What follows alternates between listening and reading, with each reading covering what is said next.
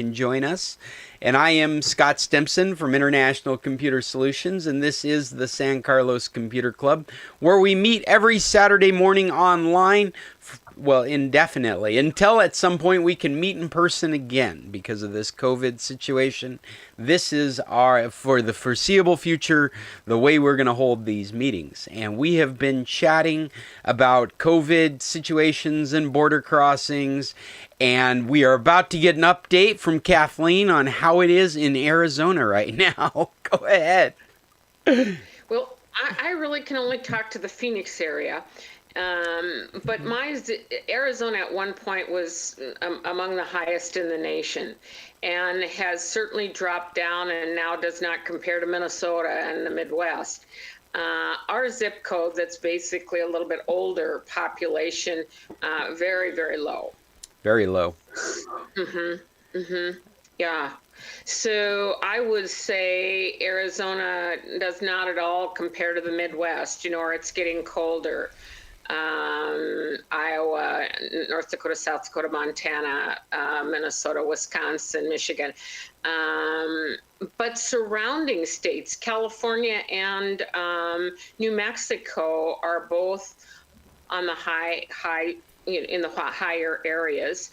We're still, for example, I go for walks like at 6 or 30 in the morning because it's in the 70s, so it's probably 80 some now. Today we'll break 100, and they say that this will be the first day for the rest of the winter that it will be below 100. Wow. We broke 100 yesterday. Did you? Yes, and we'd gotten really lulled into the sense that the temperatures were dropping, and then we hit 100 degrees.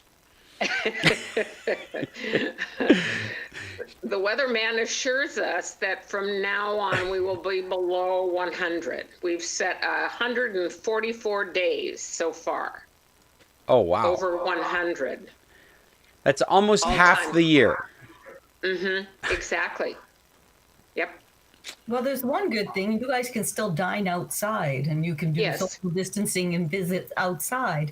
It was minus 10 when we woke up this morning on the south scale. And our high today, what's it supposed to be? 0? I don't know. That's Celsius, but that's cold. That's cold enough to freeze water. Yeah. Yeah. Yeah. But we don't have the snowstorm. Like, there has been a snowstorm in southern Alberta, and the winds have been really bad, and it's getting deep. But we still have none. It's. I suspect that we're going to see a reversal in our areas, in Arizona and in these hot climates, specifically because we can finally do outdoor things. I notice in Alaska, I get the news that they're going through a resurgence, a second wave. It's got everybody in turmoil. They're shutting things down. It's bigger numbers than they'd seen before. I see that that's going on along all these northwestern states. But I suspect that we're going to see things calm down in our local area simply because people can socialize outside, whereas it was too hot to go out before. People gather indoors for the same reasons: climate control. Yeah. Hey, Maggie's with us, and I see Sid just joined us. Welcome to the meeting. We're just getting started, and we're sharing our COVID news and our isolation experiences. Sid, what's it like in Anchorage right now? I'm up. That's a plus. Let's see. What temperature is it in Anchorage right now? Man, what's with all the questions? Isn't your mom on there somewhere? All right, well, Sid will be turning his mic off in just a moment as we move forward with the San Carlos Computer Club. It's 32 degrees in Anchor Point. Wow. But you're not working out there. No. How fortunate you are. 28 degrees. 28 degrees. Yeah. I've had frost on the window all week. When I get to my car, yeah, it's fun. And the mayor has resigned. Yes. We can Yeah. we can talk about it because it all happened online. So it is a computer club topic. Oh no, I'm having dinner with one of our assembly members tonight. So One of the thought ones it'd that are now in charge of the city. yeah. This is awesome. If you guys didn't hear about this, apparently one of the news reporters doesn't she work for the Anchorage version of Fox? Yeah. Yeah, we had like two channels merged together at some point in the past, and she's an anchor for them. And I don't know if I can do this story justice. It's definitely worth. If you guys haven't heard about this, it's definitely worth a Google search. She was talking. She was doing an interview, and I'm not going to go into great detail. She was doing an interview with somebody that in Alaska is referred to as the alcoholic cookie lady. She's doing a puff piece on her gourmet cookie business, and at the end of the interview, she dropped some information about who she thought might have been the mayor having illicit affairs with underage girls. And this reporter just went off. And she apparently had a previous inappropriate texting relationship with our mayor. That's what they're calling it. They're calling it inappropriate texting relationship. And they keep referring to it as years ago. And what she did after she was done with this puff piece interview is she found a quiet spot somewhere and posted this just slanderous video saying I've got you, I'm going to expose you, it's all going to be exposed on tonight's news, you're going down. She used profanity. She accused him of affairs with underage women. I just what's the adjective? I think batshit crazy is the adjective. And this went Alaska viral on Facebook. And so this is all over the state. Sid, do you want to jump in and add anything I'm missing? No, you're doing fine. And so he has to address to this. And that's where you get the inappropriate texting relationship. But they keep saying that was years ago. She apparently was having an illicit affair with the station manager. And so when she got back to the station manager is firing her, and she's in a fist fight with him. Go ahead, Sid. She was actually dating the station manager. They've been together for a while. And apparently it wasn't that long ago because he got hold of her phone and found out that it was a lot recent, like when they were together. Oh, so during the time period she's been dating the station manager, she's still having this inappropriate relationship with the mayor? See, that's the thing. We're all waiting for the next shoe to drop because he resigned. He spent like the weekend thinking about it and resigned. She says she's got pictures of him, but she released a picture that was ridiculous that you couldn't tell who it was. It's not any evidence of anything. Probably more just a mental breakdown. I think she's a woman scorn.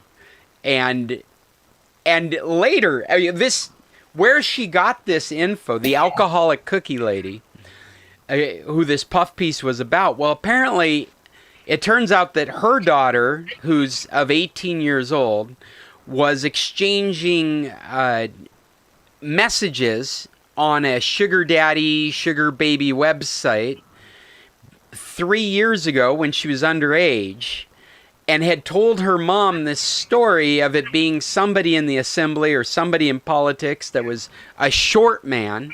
And her mom, for some reason, associated that with the mayor. But this is before he was mayor. And so this reporter, as she's in this interview with this cookie lady, has dropped a couple of times that she doesn't like the mayor, that she doesn't think he's very good.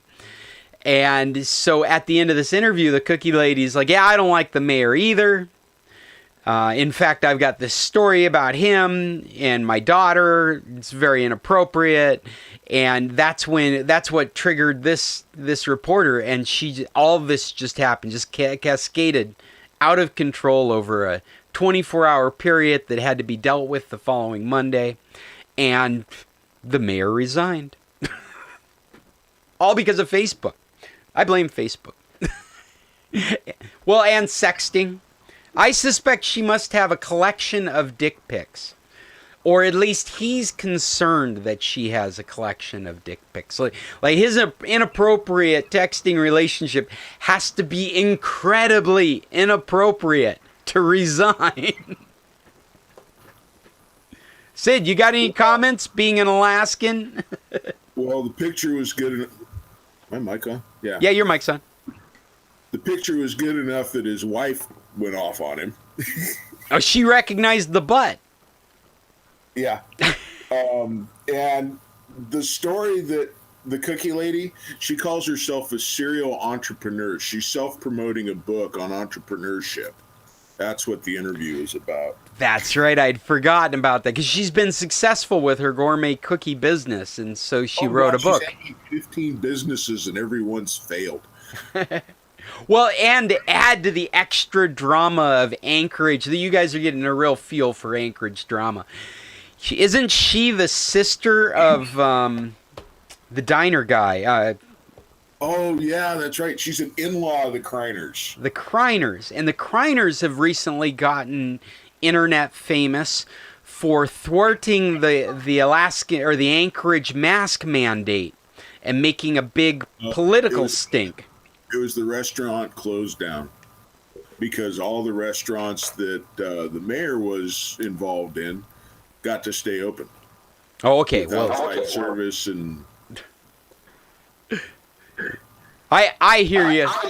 Oh, Sid, I think you're broadcasting. I'm hearing myself back across your speakers. Well, it could be. I'm on a laptop. Mic's right next to the speakers. That's what it is. Hey, Justin's going to join us too.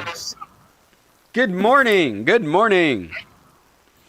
I was just sharing with the folks our local gossip about the mayor resigning. I made it a computer club topic, Justin, because it all happened on Facebook and texting. Were you talking about the mayor of Guaymas? No, this is the mayor of Anchorage. Oh, not quite as interesting. Sorry. Oh, why? You have a more interesting story than that in Guaymas? No, I'm going to be unpacking. We just got in last night, so I'll be in and out. Welcome back, Maggie. Thank you. It's good to be home. Well, it's good to have all you guys joining us this Saturday morning. In regular fashion, we have no real organization. We've spent the last 15 minutes talking about COVID and now Anchorage gossip. And I am interested in any topics people have brought with them or questions, problems we might be able to solve as a group.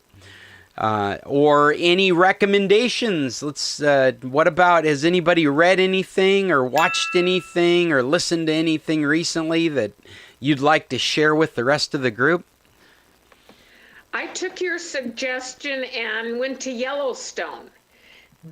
Oh, all right. Series Yellowstone, and wow, my gosh, that's really an amazing series. Very cool. I'm not following that myself, but there was somebody else in the group that really enjoyed that. Yeah. Oh, we're definitely watching it. We've binged up to year 2. Hey, Jim, I didn't even see you get connected. Well, we're in place with a very spotty connection. Well, Good morning, everybody. Morning, Stanley. Jim, I like your background, though. Regardless of your connection, you're definitely in some kind of paradise there. I am. We're on our way down. You're on your way down. You heard they closed the border. They've continued the closing. I mean, I don't foresee you having any problems, but they've postponed it till November 21st. No, I think we'll be fine. We're planning to cross tomorrow. Yeah. Wow. How are you doing, Stanley? We've just been talking about COVID situations and Anchorage gossip, and I just switched over to recommendations. How are you doing? We're doing great. We're in a facility where they are fastidious. There's not one outbreak in this independent living facility. And so we're in good shape over here. Oh, that's Good to hear that. That's awesome. I saw a note fly by on Facebook from Alaska saying that you should be checking in on your assisted living facilities. This is specifically in Anchorage in Alaska. Didn't get any more details than that, but it gave me the impression that they're dealing with something. You're froze. You're froze. No. Bill, you're froze again. Bill, I think you're having problems with your equipment. Yeah, because he's standing in this room and his picture is showing that he's still in there. But anyway. Bill, you want a moment alone with yourself? There's something wrong. I rebooted the computer completely. Yeah, and it's still having an issue, huh? Oh, God, yeah.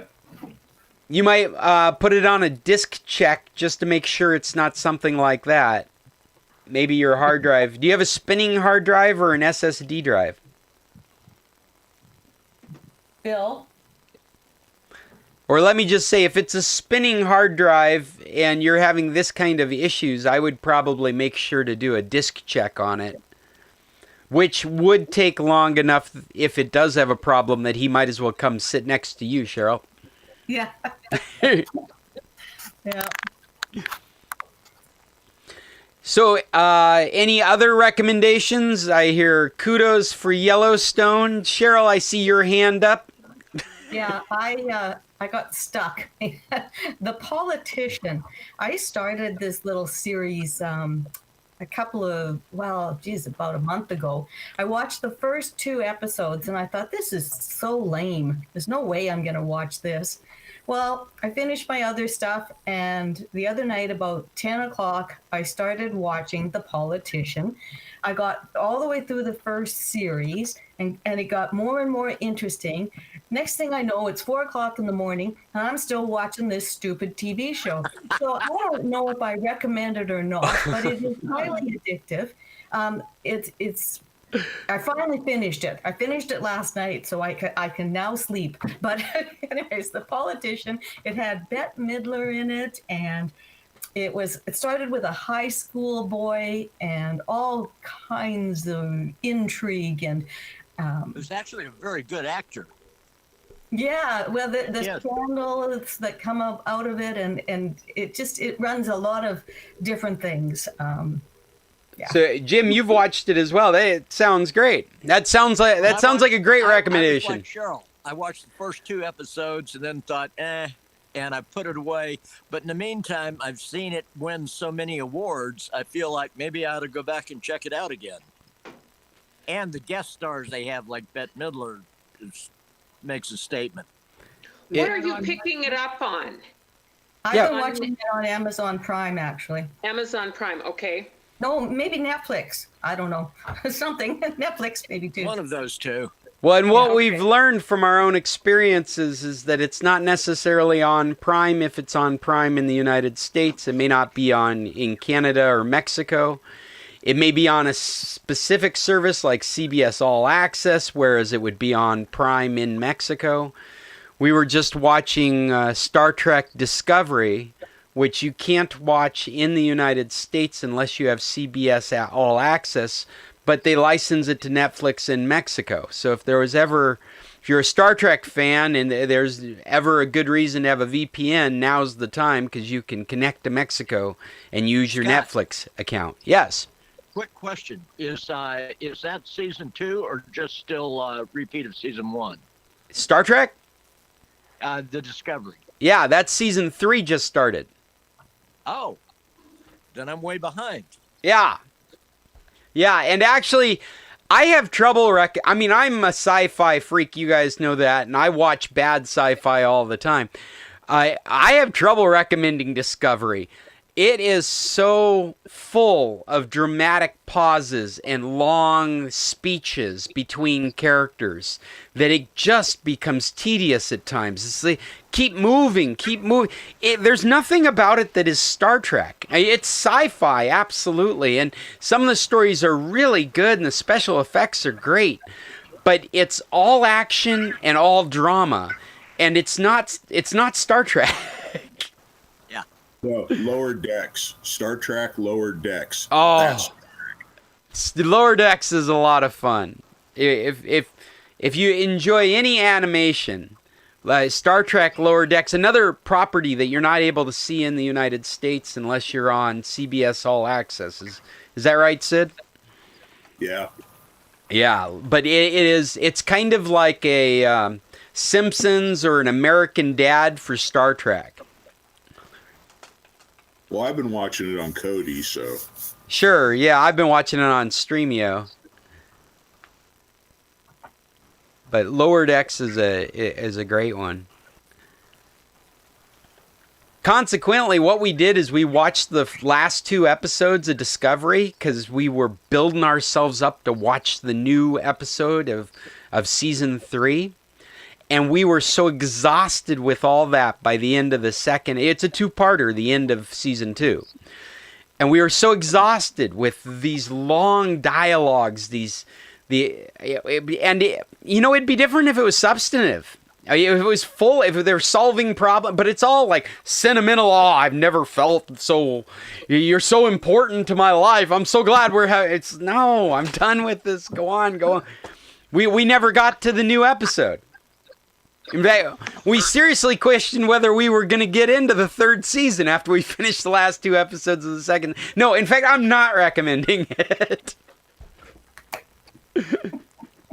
I talked myself out of it. I like comedy, and so I like comedians in cars getting coffee. Netflix. Oh, yeah. Comedians in cars getting coffee. Isn't that Jerry Seinfeld? Yes, it is. And the beautiful cars and interesting comedians. I've watched a couple of those episodes, but I haven't really gotten into it. I do like Jerry Seinfeld, though. Anything else people would like to contribute? Any other funny thing they've seen that you should share with us? I think one of the funniest comedies out there is Doc Martin. I don't know if you can get it on your streaming device, but they actually have 9 seasons under their belt, and the 10th one is coming up in the next coming year. Yeah, that sure comes as a well recommended property from, what is that, BBC, right?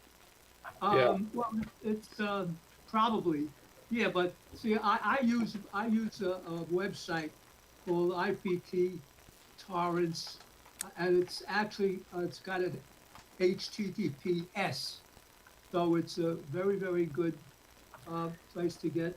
Stanley, did you say that's IP Torrents? It's called IPTV.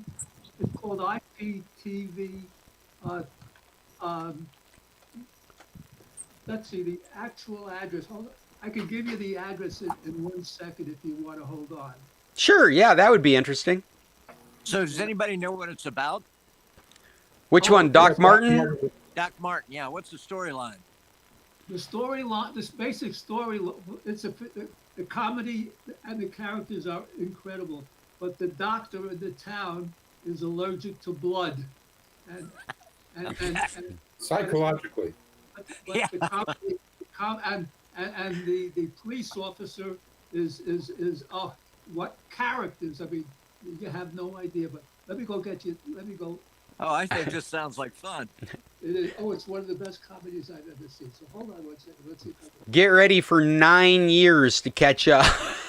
I got all 9 years of it.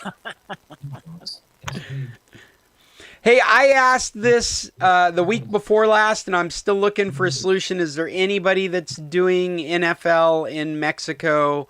I don't care. I just have customers that care. Is there anybody trying to watch football in Mexico, and how are they doing it? Nope. You're all computer nerds. Nobody's watching football. A friend of mine watches it, and he's got a service from Scott. One Microsoft Edge. Oh, he's using that Radiosity, I bet. Yeah, I think so.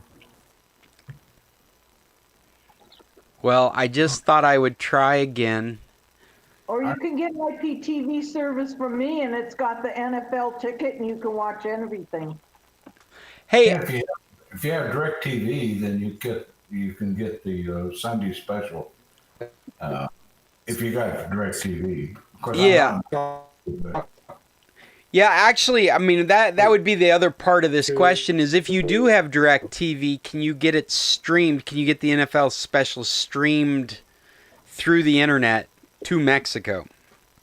And I know people were using the DirecTV streaming service down here without any issue. In fact, I think I remember who it was. I think it was the other Paul that was using it. Just watching regular DirecTV through their web browser down here because they had DirecTV in the United States. But I don't know if that includes the NFL ticket. And I don't know if that's still functioning here in Mexico. So I was just curious if anybody else was doing it. Well, you know, at Hammerheads, he's got the Spanish NFL on Monday Night Football and everything there because we were over at the restaurant watching it, so he's getting it from someplace. Yeah.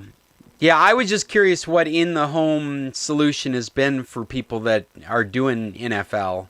I have a friend, a customer, that that's all she cares about. She's not interested in TV. She doesn't watch TV, but she watches football. And so I was trying to find what options she has for watching those games while she's down here. Is she available for marriage?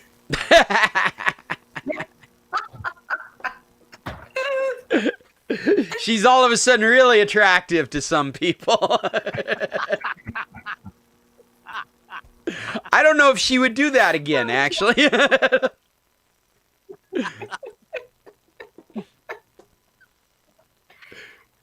We talk about scandal in the politics. Whoa, wait till you hear what comes out of the computer club. Right. Oh, hey, you know what? Speaking, it is a computer club, and I do have a couple of topics, and I'm looking down my list, realizing that last week, I think Kathleen was talking about the Yahoo membership email update about security. And I followed through with that to find out what was going on, because that was a legitimate email. This is the one that said, just in case you missed our prior emails, we're letting you know that Yahoo Mail will no longer support third-party applications, such as third-party email, calendar contacts, applications that weren't developed by Yahoo, using, and this is the qualifier, and this is kind of weasel language on their respect, using outdated sign-in methods.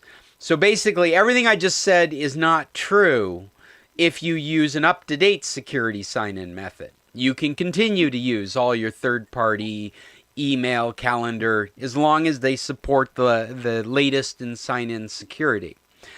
And so this was a legitimate message. This is happening with Yahoo right now. It's actually happened across others. And if we were debating how do you deal with it, and we all said, you should go to the email and deal with it there. Well, I went to the email, I went to the website, yahoo.com, signed into my email, and immediately they had me addressing the problem.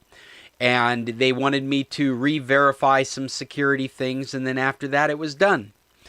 As far as the third-party programs, what they've implemented and is implemented across services like Google and Outlook is the ability to generate, and Facebook, is the ability to generate third-party passwords. And this is a topic that I don't think we've ever spent any time talking about, is that these services, being security conscious, are now providing you the ability to create passwords on the fly. Now, you may be familiar with this kind of concept with credit cards. We've had services in the past that you could generate a credit card number for a specific purchase, and then that credit card number doesn't exist any longer. It existed only for that purchase. And this is kind of that concept with passwords. Whereas you generate a password specifically for a service, you generate a password for a specific application because the password is for you to use to get into your service. And so an example of this would be you have your standard password, you go to Outlook.com or Yahoo.com and you sign in with that password and you've got access to everything that Yahoo has to offer to you. But when you go to your email program, your email has a completely different password that has been assigned specifically for your email to get into it. So that password cannot be used for any other service except for that app that you're using. All of this is to provide a higher level of security for your experience. You guys are going to start running into this more and more, where it's just easy to set up a email account, but only if you have used one of these third-party passwords. In this respect, you can track exactly what's supposed to be using this password. You go to your provider like Yahoo or Microsoft, Google or Facebook. Each one of them has a different way to do it. But they've gotten you into it because many times you have an app like a calendar app that stops talking to that service. All of a sudden your Yahoo calendar is no longer on your Windows computer. It's giving you an error because you can't sign into it. I'm just giving an example. And when you go to track down why you can't sign into it, the password's correct. Everything you're doing is the way it was before. But what they've done is they've implemented this higher level of security now. And they're encouraging you to just stop using your general password for your calendar and create your own special password for that calendar. And so you get into Yahoo.com, you follow their third-party password generator system. You pop out a new password, and that password is intended specifically for your Windows 10 mail program. Then when you have hopefully you don't have strange sign-ins, but when you do have strange sign-ins, especially if it's with this particular password, you'll know it's been compromised at some point, that it was intended to only for email and some service was trying to use it to sign in for something else, or it was intended for calendar and it was being used for something else. And it's just an extra layer of security that you can provide yourself. Up until recently, if somebody got a hold of your Yahoo password, well, it could be used from different directions on the internet, from different applications on the internet. It would be vague to find out why it was being used. And I'll use an example right now of an experience I had over the last week. I had a sign-in. It was an email synchronizing sign-in that Outlook.com sent me a message going, "What was this?" And me being who I am, I'm looking at it, and I'm just embarrassed to say that though I understand the probability of it being my sign-in is very high, most of the time it's me. Most of the time it's not most of the time it's me, and I've done something goofy, like I've turned on a VPN and I'm trying to sign in from a different part of the world, and it's set a flag to Outlook saying, "Hey, you don't normally sign in from Singapore, what's going on?" So normally I can narrow down these strange sign-ins, but this last week I had a strange sign-in from the United States that I absolutely could not identify. Now, maybe this was Juan. Maybe because I'm using Xpro's Wi-Fi, internet connection, and he's told me in the past he's been experimenting with giving it a VPN so that people that are using his service can reliably behave as though they're in the United States. Maybe he's experimenting, maybe he's doing something like that. I have not talked to him about it, but maybe something legitimate is still going on. But the experience I had as an individual is I had a sign in where Microsoft is saying, "Hey, was this you?" And I cannot recognize that it's me. And so I have had to go through a password change specifically because I cannot narrow that down to being my activity. Now, what I can do is I could do a third-party password generator from Outlook, and then it would be very clear to me it was inappropriate behavior. It would be very clear to me whether it came from my computer across the VPN or whether it came from a completely different service. And so those are examples of why you might be, well, and you quite literally you're moving into a time period where it's going to be, you're going to have to do it this way. And so right now these services are offering these things as an option. Sometimes you'll come across customer support and you're having trouble getting something like Microsoft Outlook to connect. You run Outlook at home in your office installation. Chester, I know, is familiar with that. And all of a sudden you can't get authorized. And no matter what you do, they're not going to hand you your email. And you go to Outlook's customer support and they're like, well, generate its own password. And that fixes the problem. And I've had this experience with Facebook apps. I've had this experience with email apps and with calendar apps. And I think we're slowly moving into this as the solution to maintain good security, is when you bring an application to one of these online services, you may have to create your own special password for that application.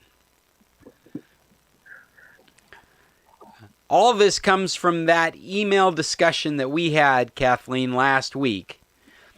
And I guess that's what I'm getting at, is this was legitimate. It can easily be dealt with by signing into Yahoo. It will reiterate the message and walk you through what you're supposed to do. And it made me aware that they are doing the third-party unique password generations on Yahoo that I have seen on Facebook, and I've seen them on Outlook.com, on Hotmail.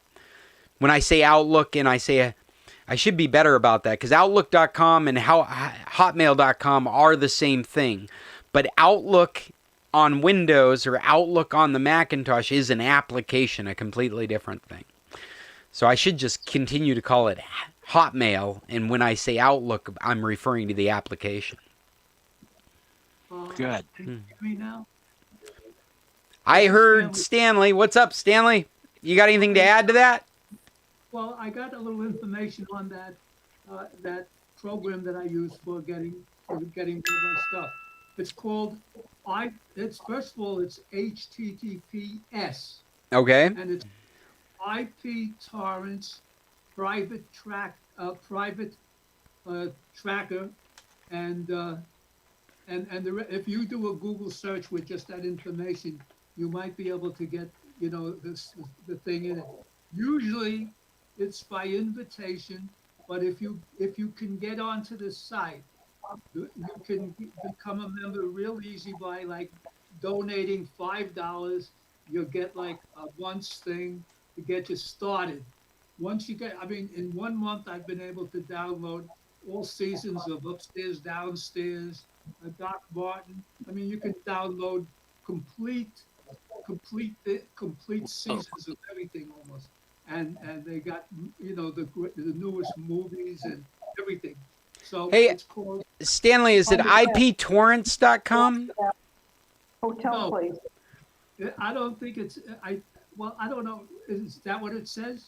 Well, I put in IP torrents private tracker and I end up with torrent invites, open trackers, iptorrents.com. Well, first of all, is there an HTTPS? Yes. then I'd look at it, and I'd look at it and see if you got like it starts off where it says browse movies, TV, things like that. And Well, no, it there's starts out with a sign-in, only a sign-in. And when you were talking about needing an invite, that would have made sense to me. right now. Now, are you able to sign in as a new person? I'm sorry, say again, Stanley? Do you have the option to sign in as a guest or a new person or anything? Well, I just want to verify the web address with you, because what comes up when I search is https iptorrents.com/login. If you need help, please contact us at help@iptorrents.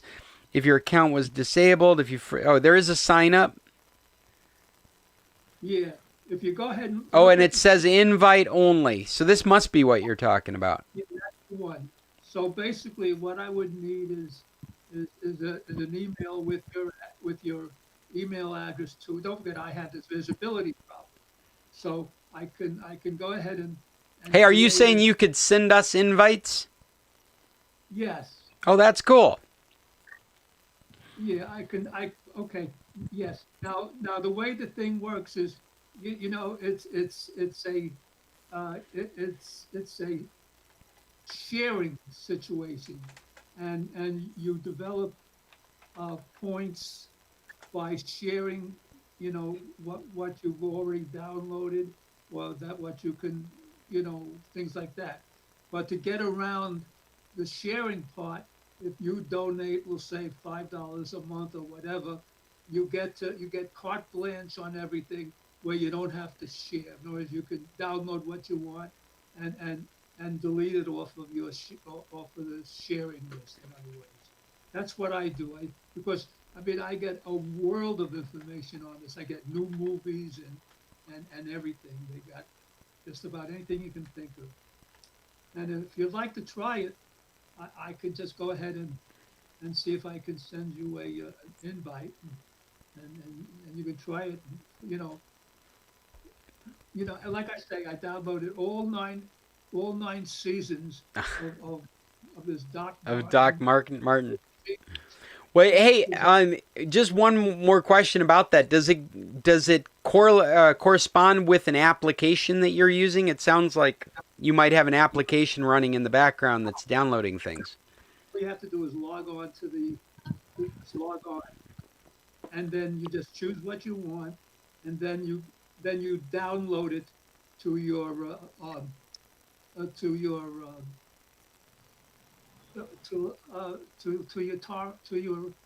what's it called, micro torrents or something. Oh, you're using okay, so you're using a torrent or gosh, I don't even remember the language for it. A BitTorrent client is what it would be called. Correct. Right. And, Yeah. And, yeah. So when you go ahead and choose what you want, you get a link that will open up the menu, and you choose what you want. You've got like screens, and you got other things, and the actual video. So you can disable the screens and the other garbage that might come with it, and just download the video only. And it's very easy to use once you get the hang of it. I'd say, for me, I would say it's real. It's a no-brainer once you're in and using it for one day. Stanley, do you use a program like Plex to organize your videos, or do you just watch them on your computer? I have Plex. Unfortunately, my eyesight doesn't allow me to navigate and set up the servers and everything that I used to be able to do. And I'm on a year subscription on that. And I actually do have Plex, but I'm not able to use it. I'm a big Plex fan, and I had stopped using it until recently. I had to start it up for some reason, and they have a whole slew of free TV shows and movies that are now available. Your Plex collection is almost secondary to using Plex as a free streaming service out there. Yes, I'm aware of those also. they've had that. You could get like Food Network and other things like that. And Yeah, it's very impressive what they're offering now. And I'm sure it's all, they've got advertising, but if you were looking for free content and you didn't have any kind of real TV, the Plex seems like a really good option now. well, I pay a yearly subscription fee on For Plex, it. I bought a lifetime way back in the day. Oh, okay. So I'm always very quick to go back and use Plex for something because I know I'm entitled. Yeah, I mean, yeah, I like Plex is great for music. It's just unbelievable, you know. And I've used it in the past, and I got a pretty good selection of music on my computer. And I tried to use it. I have tried to use it and had problems setting up the system properly and everything. So I don't bother with it anymore. Have we got any other topics, people? I mean, I've got some topics in front of me, but is this triggering any interesting things people would like to ask questions about or add to? Yes. Go ahead, Maggie. Could you repeat everything I missed? I will refer you to a YouTube video that will be available later today. I do have a question. If I remember right, I can't find my notes, of course. Okay. You said Streamio will not work on a Fire Stick. Is that I correct? did not say that. It'll definitely work on a Fire Stick. Okay. Yeah. Good, because I'm ready for season 3 of Yellowstone, and I'm not ready. I'm not ready to pay $15 for it. So. Yes, Streamio will work. You can install it. You'll have to go through some things to get it installed, but actually you can install it from. You can that internet app, right? Yeah. Well, the issue is I don't think it's in the Fire Stick App Store, and if I'm wrong, somebody correct me, but I don't think it's available in the Amazon App Store. It is available in the Google Play App Store, and it's available off its website. And so really, as long as you know that, then the only other thing is you need to go into your Fire Stick settings and make it okay to install apps. Well, they call it unsecure apps. And that's And what you're basically doing is you're turning off secure. What is the language? I wish I had the Fire Stick in front of me. You go into the settings of the Fire Stick and you allow it to install applications from unauthorized sources. And so you're turning a security feature off. But the security feature is that your Fire Stick is locked into the Amazon store. And by turning it off, you can install from all different locations on the internet. You can even install the Google Play Store if you want to. Okay, wait a minute. So you go to the Fire Stick settings. Oh my gosh. Install unsecure apps. I'm really sorry, but I am talking in concepts. Let me bring it up in front of me so I'm saying the right stuff. The Fire Stick. We're waiting for our Amazon delivery of our Fire Stick. So Cheryl, I know how to do this. Oh, okay. App. I did it on spoken. I already did it on the Nexus. That's right. You did. You did it to get the Chrome browser installed. And it basically just Google install Streamio on a Fire Stick, and it'll start you through that process. Yeah, okay. There you go. That's great advice. How to install Chrome on a Fire Stick? Okay, so start with my laptop, or can I do that on the internet app on Fire Stick? Chrome on Fire TV. What Bill said makes sense if you were to Google how to install Chrome on a Fire TV. Or Streamio. Or Streamio. Then one of the first instructions it would give you is how to install it outside of the Amazon App Store. Okay. Thank you, everybody. Yeah. I'm going to write that on my list too. How to install Why isn't my mouse working? Fire That's why. So then the Streamio, we have a, Maggie, we did that demonstration a few weeks back or a few months back on Streamio, using Streamio and installing plugins. So you might take a look at that. After you get Streamio installed, you'll have to install some plugins that can find content for you. Okay. And so if you go back through on our website until you see a Streamio icon, that would take you to the information from that day. Okay. Thank you. You're welcome. What else we got going on? Any other topics people would like to bring up? Questions they'd like to... Wow, there's 14 people. I think I saw my parents get on. Is that right? Mom, Dad, are you out there? We're almost awake. Almost what? Almost awake. Almost awake. I'm always so happy when the Alaskans join us because they're an hour behind us on a Saturday morning. Yep. I have something bizarre. Go ahead, Maggie. A friend of mine sends me a daily email, and it's called something about your daily quiz. And there are 10 to 12 questions every day just to test how much attention you're paying to things. And I've been doing it up in Tucson on a daily basis. It's kind of fun. And so last night I opened the latest one, and I got a message that said, "You're in the wrong time zone. You can't open this." And I'm in the exact same time zone I was in Tucson. Right. I have never gotten a message like that. Have you ever seen anything like that? Well, actually, it's interesting to have been in computers since the personal computers were introduced. Time has progressively become so much more important to computers. Whereas in the beginning, your computer was isolated. It was in your house. It wasn't connected to anything. It didn't rely on anything. You wrote programs. You ran programs on it. Whether it was kind of like your VCR. You remember the clock used to just flash all the time. It just didn't matter. Yeah.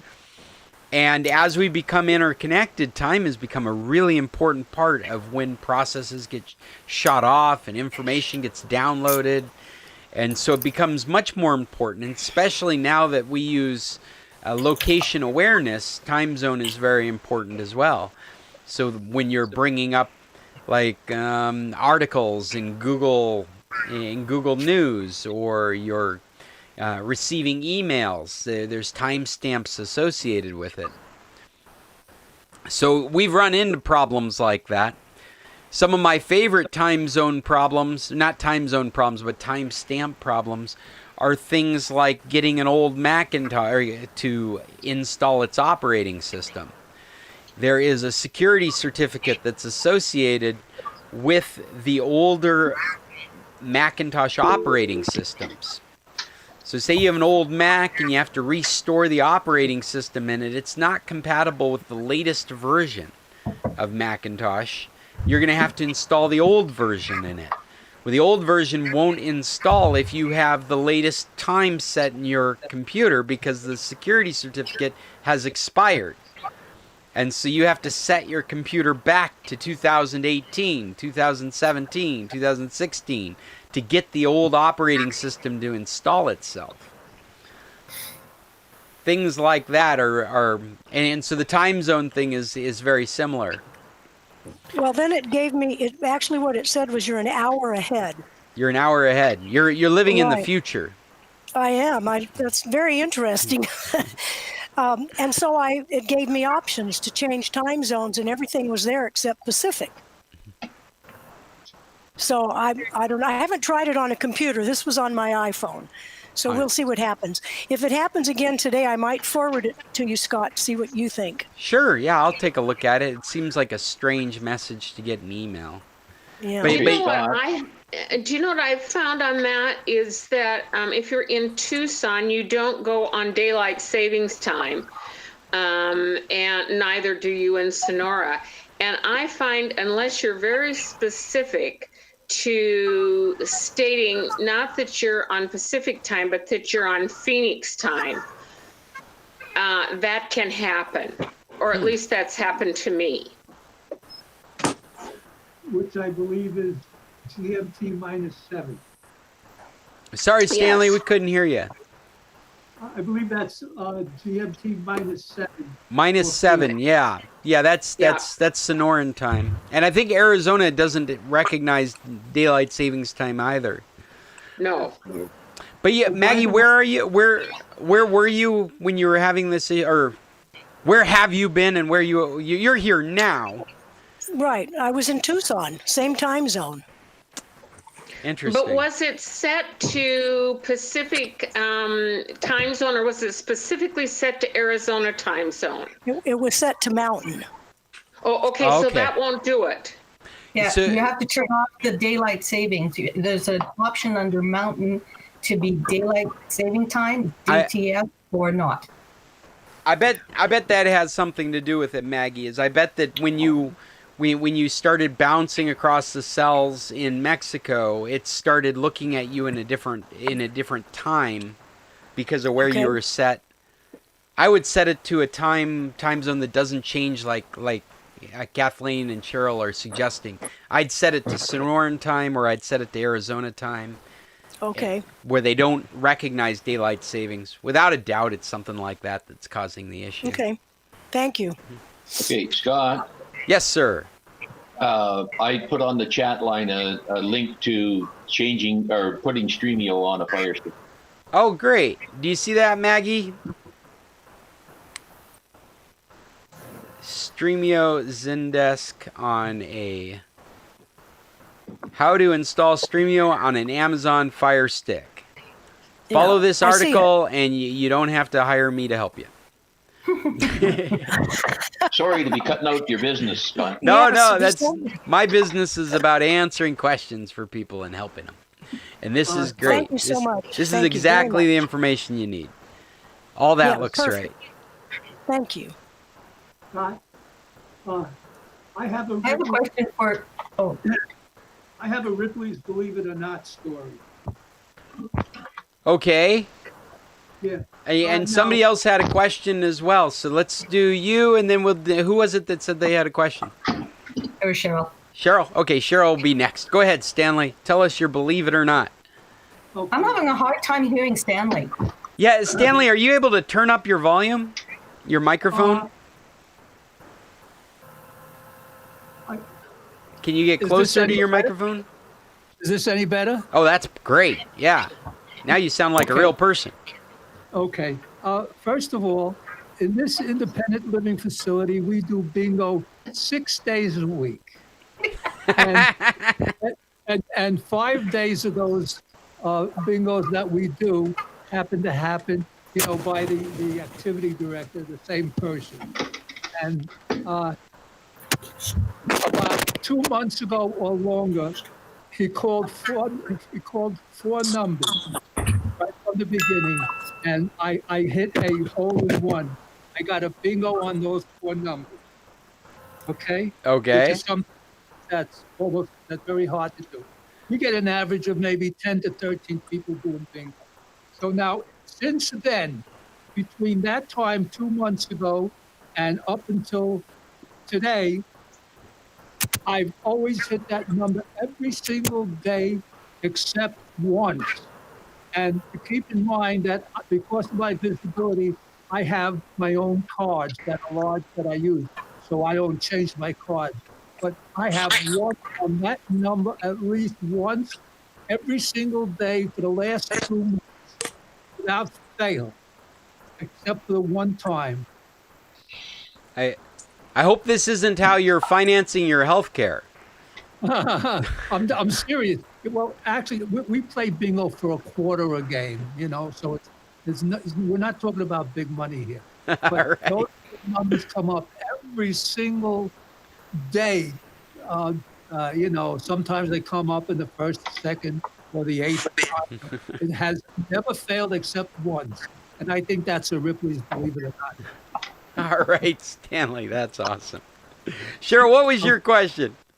Well, it wasn't computer, sorry, but I know, Maggie, you just arrived in San Carlos. Linda shared with us last week that San Carlos was quite full, and I'm wondering if you're seeing more Americans coming back, or if it's still a lot of Mexicans. I know Mark had his welcome back at La Palapa Grega last night, and I just wondered how things were going in that regard. Well, I haven't really been out. When we drove through town at 2:30, Los Abuelitos was packed. And apparently Charlie's Rock was too. I mean, it was wall-to-wall cars, more than I've ever seen before. And I didn't stop anywhere except the Fruiteria. So then I went out this morning at 7 to Santa Rosa because I wanted to beat the rush, and there was nobody out. It was too early. So I really don't. What I saw yesterday was young Mexican kids. And that was on a Friday afternoon. At 2:30 in the afternoon. They started early. I used to do that too. That's definitely what we live in a vacation town, so that's what we're seeing we're seeing people out and about. Oh, and then last night I heard fireworks at 10 o'clock. I believe they came from Club Duo.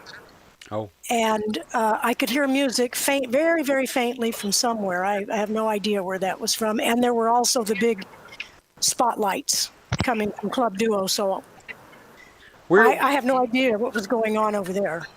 Recently, we're not getting the kinds of warnings that you're seeing in the United States. I mean, I don't feel it. If anyone else has been paying attention to local news, it doesn't feel like we're getting like I think we're operating at 75% capacity in most places. That's what I heard. What do you mean, permanent, or what? What are as you far talking as about? like restaurants and bars, I think that the mandate for the state is something like 75%. They can operate at 75%. Everything's open. We're not having announcements from the state going go home, wear masks, I mean, they of course they're encouraging social distancing, but before they were saying don't go out, stay in your homes. And we're just not getting those right now for this local area. Not like what's happening in the States or in Europe right now. Well, we were just down there. We left. And Who is that? Is that you, Linda? Yeah. Okay. You're garbled. You're garbled. Kind of garbled. It's putting on music almost every night, and it's packed with Mexico. Linda, I'm sorry. I can't understand what you're saying. I have my. Can you hear me? We can hear you, but the quality of your conversation is such that it's difficult to make out every other word. Okay. We were just in San Carlos. We went to Hammerhead twice. Hey, Linda, maybe hold on a second. Maybe it's can people just mute their? I'm gonna go here and mute people. Because I think you're coming across somebody else's speakers and it's garbling you. Oh. Hold on a second. I just muted all you people. Ha ha ha. Okay, go ahead, Linda. Okay, can you hear me now? Yes, that's much better. Okay. So we just came back from there. You cannot go to the grocery store from Friday night on. It is packed. Confusion Corner is packed. I almost got hit on Confusion Corner. I want to know what we refer to as Confusion Corner. I hadn't heard that before. Up where Tortugas and everything is. Oh, the other name is Dysfunction Junction. Yeah. That's great. Hammerheads is packed. He's got music on almost every night. And it's all Mexicans. I saw the Dudes have been playing there. Yeah. Yeah. And the weekends there are, if you're out and about, the weekends there, it's packed. Now, I know some Canadians just came back and they flew into Hermosillo. For what it's worth, Cheryl, the condo where we rent, there has a lot of Canadian owners that come down every year, and they've started coming. And I heard two couples talking, and they definitely were Canadian. I could tell by their accent. So Canadians are being able to cross the border. I'm assuming that they're saying things like we have property in the States or we have property in Mexico, whatever. A good line is we have a house in Mexico and our neighbors told us it flooded. We need to get down there. Wait, and again, I haven't heard any stories other than anecdotal of people being turned around at the border. It seems like everybody is getting into Mexico. You want to be ready with a story. You want to have like a receipt from your property, like a water receipt or a note. I've heard that if you're coming down for a couple months and you've rented a house, if you have a copy of your rental agreement, then that satisfies, because you're not just coming down for the weekend, you're coming down to stay. But again, the people that are doing those kinds of checking, they're not doing it regularly. They're doing it. Mexico doesn't care. Mexico doesn't even ask you. At the red light, green light, every single car got a red light. But when you pulled through, some of them were signaled to go left and stop, and the others were waved on. We got a red light, but we were waved on. So, and the cars, unfortunately, the cars they stop are the ones with Mexican plates. So I don't know why I said unfortunately, but that just seems to be the pattern. So unless I think I heard Cheryl say something a few weeks ago that if you leave Canada now, you would not have insurance. Well, did you say that? We have our usual medical emergency insurance, but it specifically says that because Canada says non-essential travel is banned globally, we would not be covered for anything regarding COVID. So if we were hospitalized or if we were tested positive with COVID and we wanted to come home, our insurance would not pay for our flight or anything like that. Mm-hmm. So that's the one thing. But I'm interested about, Linda, you said that they flew into Hermosillo and then got to San Carlos, Canadians. So I'm wondering if they have insurance regarding COVID. I've got a question. Am I to infer that if you had a medical issue, there's the chance that your insurance from Canada would fly you back home? Oh, yeah. That's what we carry. Our insurance will provide transportation back to our province. That's awesome. Speaking as somebody that doesn't have very good health coverage, I think that's awesome. Yeah, we pay for it. You know, we carry a specific emergency healthcare insurance plan. Oh, for when you're outside of Canada.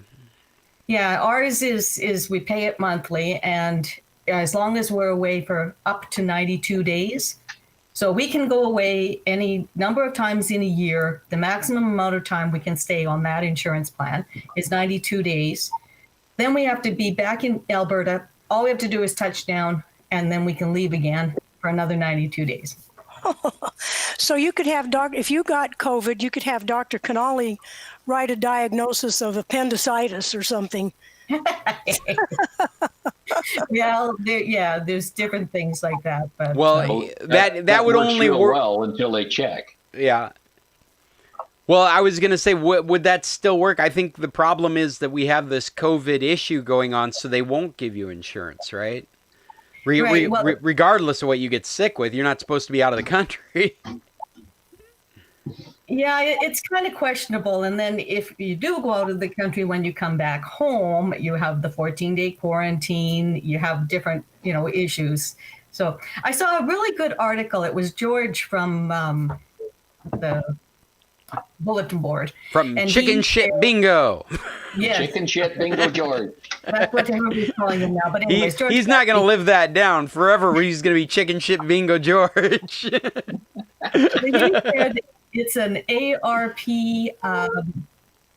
article, and it basically says 8 things you must ask, snowbirds must ask before you travel. And basically it talked about how are you going to get there, what is happening with COVID in the location where you're getting to, what happens when you come home. It goes through 8 different things, and I thought it was a really good article. So if you're on the bulletin board, the link is on there. Okay, I'll check it out. That's. I'm making a note to check it out. That's cool. Yeah. And is that snowbirds in general or snowbirds from Canada? Well, that's a U.S. site, so Okay. it's talking about snowbirds, leaving their home where in the snow and moving to a warmer climate. And they do talk about that. Are you better off being in a warmer climate where your mental health, where you're happier and all that kind of stuff, as opposed to being locked up in the home when it's minus whatever outside? So that's one of the factors, and it's one of the reasons we go away every winter. So. I gotta say, having kids, we're dealing with that right now. Our kids are we're dealing with silly stuff and emotional issues, and it really is because they just have been in the house for 7 months, and they haven't been able to socialize with their friends or be in a classroom environment. It's Don't forget, it's also the only time they've spent an entire summer in Mexico. That's true. Their brains are melted from spending a summer in Mexico. So Jim Cunningham, where are you? No, Jimmy, Mike. Jim, we can't hear you. Well, you muted him. I can't unmute him. Okay, there we go. Okay. We're up in Tubec. Oh, you're real close. Okay, Yeah, you're not we're real far from close. me. We brought the RV down this year, and so we're going to take it over to storage facility in Amato in the morning and take off. Oh, okay. Awesome. So we'll be home tomorrow afternoon sometime. I have to say that with all the warnings people were giving me about the weather down here, I think it was worse when I left in August. It's humid, but it's just not, I don't find it uncomfortable yet. Wait, you got here at 2:30 yesterday? Yeah. Good to hear. Yeah. And it's humid, no doubt about it, but it wasn't as horrifying as I expected. Well, we did have the weather break almost at the beginning of this month. We started getting chillier days. We had days we could start turning off the air conditioners for hours at a time. That's good to Speaking hear. of air conditioners, did I relate with you guys all the appliances that broke just before we left in August? Did I ever tell you that story? What is that related to one incident? Well, it's related to in a 2 to 3 week period. First, the washing machine broke, full of water with king size sheets in it. Oh, no. Then the air conditioner in the master bedroom went out. Then the dishwasher went out. Then our propane tank, the bottom almost completely rusted out of it. Then our refrigerator broke, and then our stove broke. Thank And God at you guys that don't point- have pacemakers. Well, yeah, no kidding. So I said to my husband, we need to do some serious examining of our souls here. We've got some really bad karma going on. Let's leave before something else breaks. So we get home yesterday. The air conditioner in the living room doesn't work. Oh, no. So the saga continues. Oh, What my have we God, done? Maggie. What have we done? Hey, is there any other topics? I've got one topic that I wanted to kind of finish with that I found very interesting. And it's this, I don't know if you guys have been paying attention to this, but Google, it's been discovered that Google can give out data based on keywords. They're called keyword warrants. And this is interesting because there's been, in a case that it's just become public record, it's become apparent that the police are approaching Google with things like keyword searches. And they're building suspect lists based on what you've searched for. In this case, they were able to narrow down a suspect. I think this came from an R. Kelly case. You know, the sexual abuser rap star. Right. I think one of his friends set a person's car on fire to threaten them, some witness in a case, and they figured out that it was his friend by looking at specifically the address being Googled. So the victim's address being Googled, that was the keywords, was the address, and where it was Googled from, which was right around the corner. And they used that information to build a suspect list. So a list of people they weren't planning on interviewing or investigating was generated from the idea of who would be interested in this list, in this address, and what's the proximity to this address when they were interested. I found this very interesting. This is going to become a Fourth Amendment issue. They're already starting legal cases against Google for this. There's a great article on CNET that dives into this, as they are able to build suspect lists on these keyword. I just find this fascinating to think that whatever might have been interesting to you, just offhand, might bring you into a suspect list if these are the kinds of practices that we're going to be having.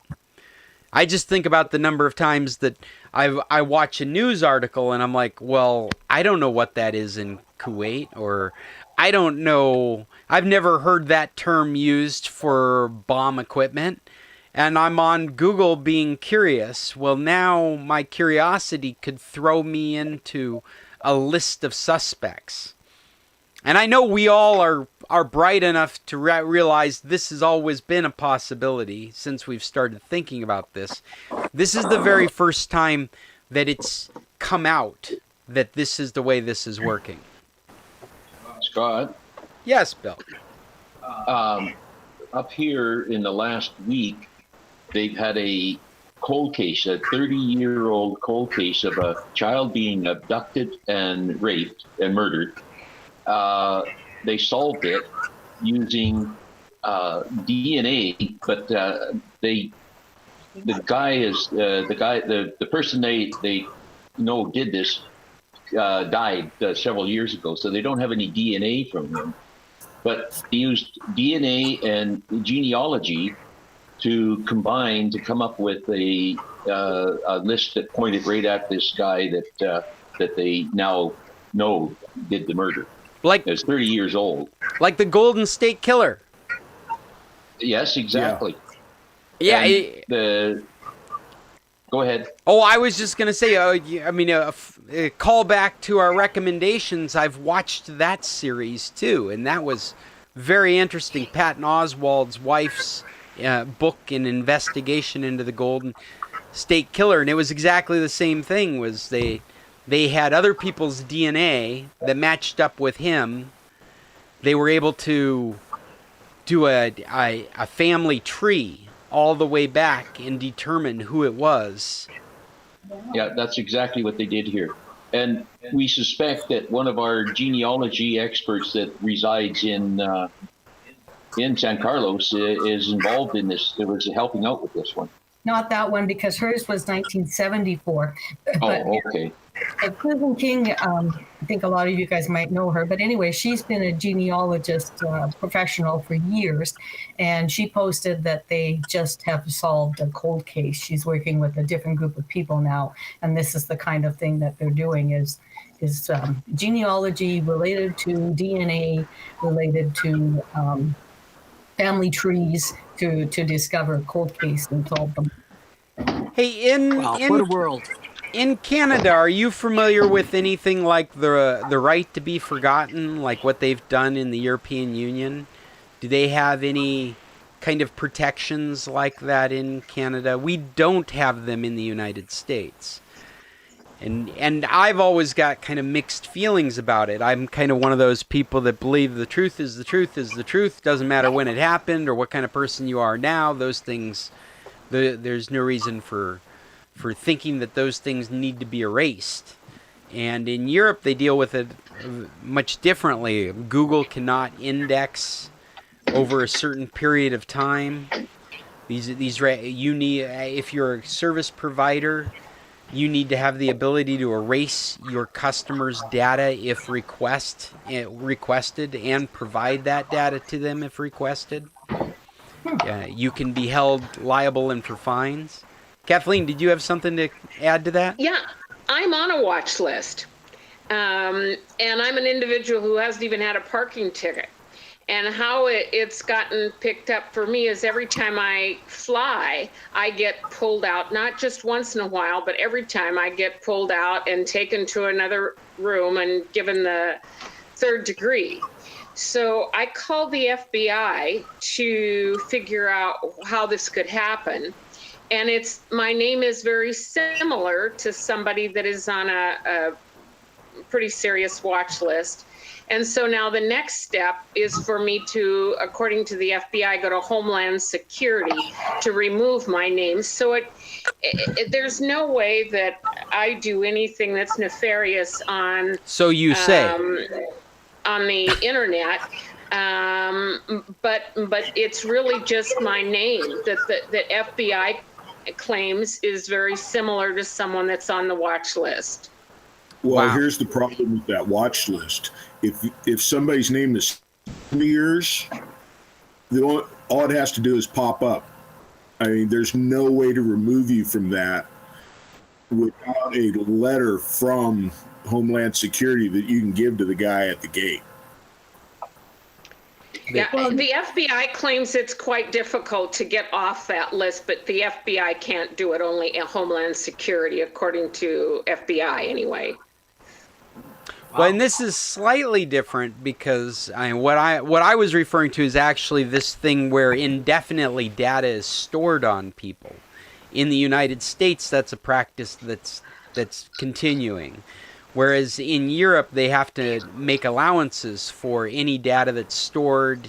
It expires, and you should be able to get it from, like, if I go to Google, I should be able to ask them for all the data they have on me. They should be able to provide it. If they can't, they'll be fined in Europe. If I ask them to delete all my data, they should be able to delete it when I request it, because if they don't, they'll be fined for not being able to provide that. We actually get some of that in the United States as a side effect, because it's just easier to engineer those policies across the globe and make them available. But the reason that they're available in the first place is because the European Union has set down laws, and it's a weird place to be. I mean, the reason people are requesting this is maybe they've changed their lives. Maybe they were an awful person in the past, and there's these awful stories out there. But they've fixed their lives, and now they're contributing members of society, and they need to get a job, and they can't, because every time their name is Googled, these old stories come up. And so they want Google to stop indexing these stories. It's a very strange bit of legislation. But so far it's in places like the European Union. And I was curious if Canada had the same style thing. I'm not aware of the same style thing here in Mexico, whether you had any right to be forgotten. No, I don't believe so. Have you ever Googled your own name? Me? Yeah, I have something that I just was thinking as you guys said that. I wonder if I can get it erased or hidden or whatever in a Google search. But I've never tried. And I don't know. So. Wow, Cheryl, we're all leaving this meeting to go find out what you did. Okay. Well, I don't even know what she did. Yes, you do. You're named in it too. So there you go. We have degenerates in our meeting. Anyway, Scott, before you go, I sent you a post, or I replied to the Computer Club email. Do you see the I do. I saw that. You were talking. Okay. You had passed me a link to UWD. I think that's what it. Where'd it go? I had it in front of me, and now I have lost it. While you're looking for it, I have another recommendation I forgot to tell. Oh, yes. It's a movie, and I can't remember where I watched it. Maybe it was on Prime. It's called The Glorias, and it's the story of Gloria Steinem and the women's movement, and it is a very well done movie. There's 4 different characters of her at different times in her life, and they're all together. It's really, really well done. Anyways, The Glorias. The Glorias. There it is. That's for a shirt for you to wear while you're doing your job, answering questions. Bill, Nice this is a university. beautiful shirt. Do you have any? There's only a special amount of people that'll get the joke. I was gonna say, do we have any Douglas Adams fans out there? This is a great looking shirt. This is Hitchhikers of the Galaxy. Yeah. So long and thanks for the fish. Yeah. It's my favorite answer. Somebody says, Bill, I got a question. I say 42. Right. We've got the answer. It's the question we're looking for. Yes. Here's a weather update. We have snowflakes going by the window now. Is that the first snow? Just to, well, it's we haven't had a serious snow yet, but they keep threatening us in the next couple days. Whoops. This is just light, fluffy stuff blowing around, like that blows sideways, and it melts before it hits in piles. So yeah, we haven't had any snow accumulate yet at our place here. I like to watch it through somebody else's window. Yeah, well, you can kiss my ass too. Well, Maggie, you were talking about the humidity, and it sounds awesome. I have got all my layers on. I've been out. When Amazon Prime, I ordered snow boots for the first time since retirement, and I have them coming. And I've got long johns and sweatpants, and my winter attire this year is so totally different from what I wear in San Carlos. So Maggie, humidity is not a problem here. You'll be happy to know. Yeah. Well, I have to tell you, I went for a walk in Tucson the other morning. It was about 6 o'clock, and I had to go back in and get a sweatshirt to start the walk. It was a freezing 61 degrees. Oh my goodness. You have my deepest sympathies. And I refer back to my original comment. Well, guys, we are getting to the end of this meeting. Is there anything else that we want to contribute? We could probably stay here all afternoon sharing stories of weather and COVID. I will. Of course we could. I'll put this. I think this is very, very interesting. This CNET article about Google and how law enforcement is able to collect you as a suspect in a list just because of something that you searched for, something that we knew was going on but is now officially documented. I'll put that on today's meeting if you're looking for some extra reading, as well as any other links to stuff that I found interesting that I've brought up today. And you send me anything you think was related to stuff we talked about today. One of the things that we've been doing also is we're still got this challenge to get Alexa to shoot off by accident.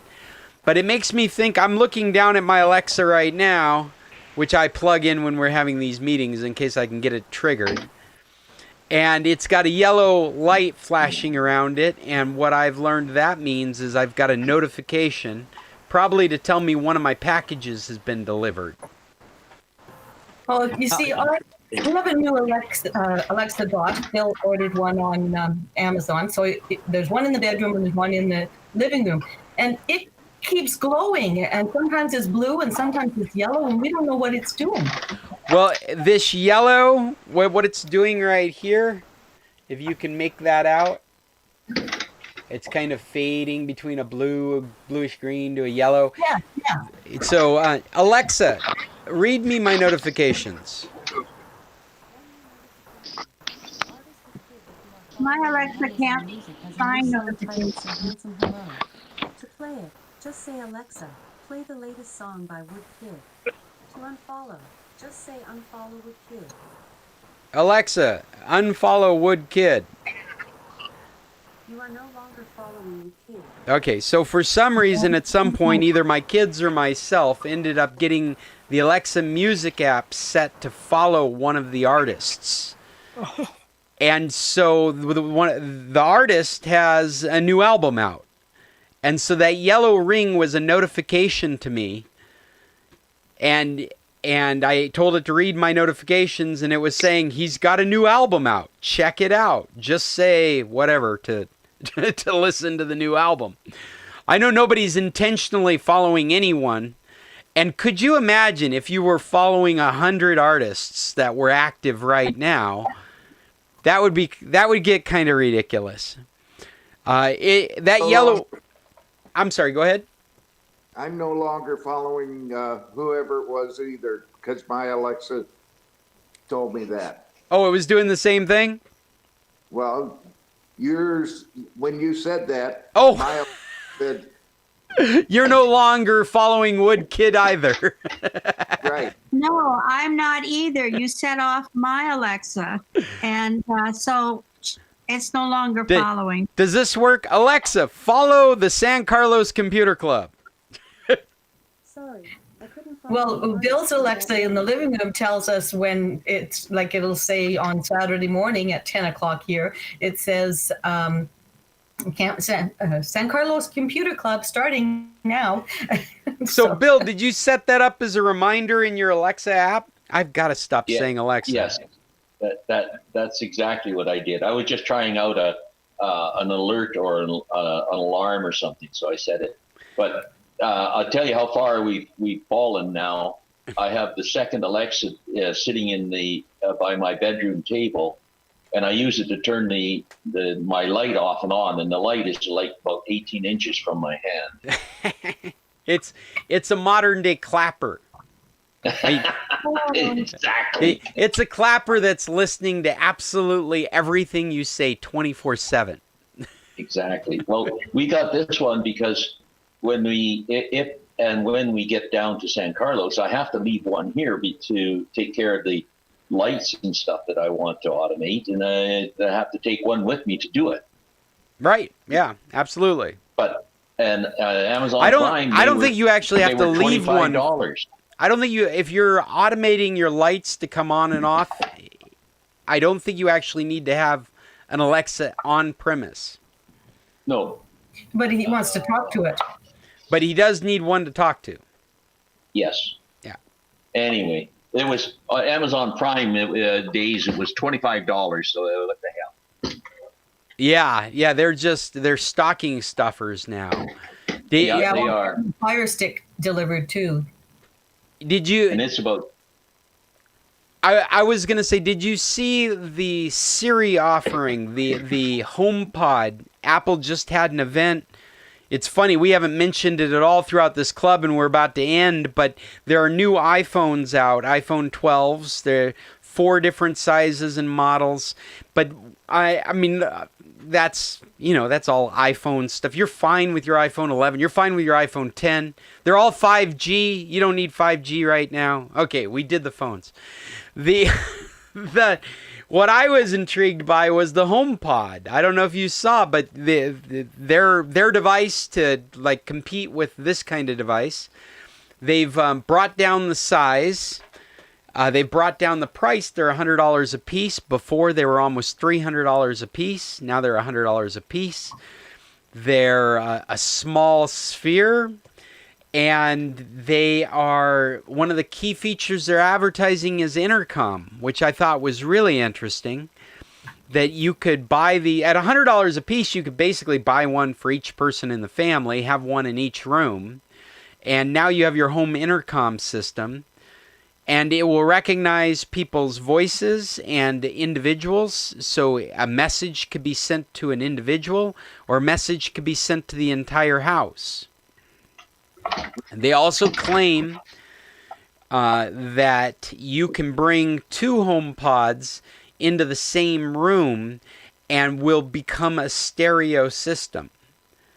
So if you're listening to music on one, you can bring another into that room. Now you're listening to that music on stereo. So some very cool stuff that's happening with the smart speakers. But remember... oh, go ahead, Bill. It's just a point of interest that we have a big soaker tub in the master bathroom, and I have Alexa on my iPhone, so I use it to order another drink when I run out and when I'm soaking. Does something come and bring you a drink? Yeah. Oh, yeah. Have you tried the drop-in? I would be that something, and yes, he drops in on me when I'm in the living room and he's in the tub. Yes. When I got the second Alexa, I started screwing around with the drop-in, and I would scare my kids because they're in the other room doing homework, right? And so I would drop in and start talking to them. What's going on? They very quickly figured out what I was able to do. Well, I've used the reminder option in the Alexa app to set up reminders for my eldest's classes so that she's paying attention to when one class ends. Well, basically when a break ends and a class begins. And so throughout the week, every day, it's kind of like a school bell going off. It's like, time for Emily's class to begin. Time for Emily's class to begin. And she's got a high school schedule, so there's times all over. So what that resulted in was making like 4 different entries in the reminder section of the Alexa app so that it would pop off whenever she had. We're just kind of finishing up this group. Is there any other off topic, anything you guys want to add before I call this an end? We were really at 10:37 in the morning. People getting hungry. Ready to move. 11:38 here. 11:30, getting hungry for lunch. Well, our turkey soup is waiting, so. You guys are still eating turkey from Thanksgiving, aren't you? Yep. Oh, God, yeah, it never ends. But there's only 2 of us in the house, so yeah. The turkey broth was made in the frozen, and now we're bringing it out again to make for this cold weather soup. Well, I'm going to say my goodbyes to you guys, which I hate to do because I always enjoy your company and I always look forward to these meetings. And we will continue to have another meeting next Saturday at 9 o'clock. That's Arizona time. We don't recognize daylight savings time, so you're on your own to do the math. That's GMT -7 if you want the absolute time of where we're located. We will meet again as the San Carlos Computer Club. And I just want to say I'm Scott Stimson from International Computer Solutions. If you guys are having computer issues anywhere on the internet, I'm very happy to jump into your computer and try and help you with those problems. So get a hold of me at Scott. My email is scott@internationalcs.net. And if you've enjoyed this and you're looking for more of this kind of stuff, if you're looking for links to the TV shows and movies and music and whatever we're recommending, you'll find that on a post for today or other days. On a post that I do will actually contain a link to the YouTube video as well as a link to the audio. And the audio is done as a podcast, so if you're looking to bring the audio with you, go to iTunes, the Apple podcast program or whatever podcast program you use, and search for the San Carlos Computer Club. That is the only way to hear my daughter introducing us. And for the last 3 weeks, we've been doing introductions from the kitchen as we've baked desserts together. So you can hear us clinking dishes together and arguing about ingredients as we introduce the San Carlos Computer Club. Until next Saturday, I hope you guys have an awesome week, and I'm already missing you. Tech on. Goodbye. See you, Scott. Goodbye, Scott. See you guys. Have an awesome week. Goodbye. Bye, Fred. Bye, Bill. Bye, Mom and Dad. Catch you later, Sid. Justin. Hey, I haven't heard. How's that cooking info working for you? Say that again. The cooking info. It's awesome. I've printed out a couple of different recipes, and I'm going to leave this and go do cinnamon rolls in just a little bit. The one from Cook's Illustrated or the one from Country Kitchen? Cook's Illustrated is the one I've been using. Yeah. Well, that's 3 different sites you have access to. Oh, well then I'm not quite sure where I got the recipe from. Yeah, because it's Cook's Illustrated, Country Kitchen, and American Test Kitchen. Awesome. You have access to all 3 of those sites. It's the same parent outfit. Is Justin actually there, or did he just turn it on and roll over and go to sleep? Knowing Justin, he probably rolled over and went to sleep. I don't know. You want me to go jump on the kitchen floor and wake him up? Bam, bam, bam. Hey, the meeting's over. That's what we used to do for Scott, to let him know. Oh, he just left the meeting, so either he lost internet or he heard us and said, no, screw you guys, I'm going home. He ain't going home. He's supposed to come get me to go get breakfast. But you guys enjoy yourself. It's good to see you all. All right, talk to you later, man. Talk to you later, Sid. Hi, Sid. How you doing, Hi. Mom? How are things happening? I didn't tell you. I don't know why I didn't tell you. Your dad went in for some more surgery. Well, I knew that, but I didn't realize I knew he was planning on that. I didn't realize that was happening now. I'm turning off my streams here.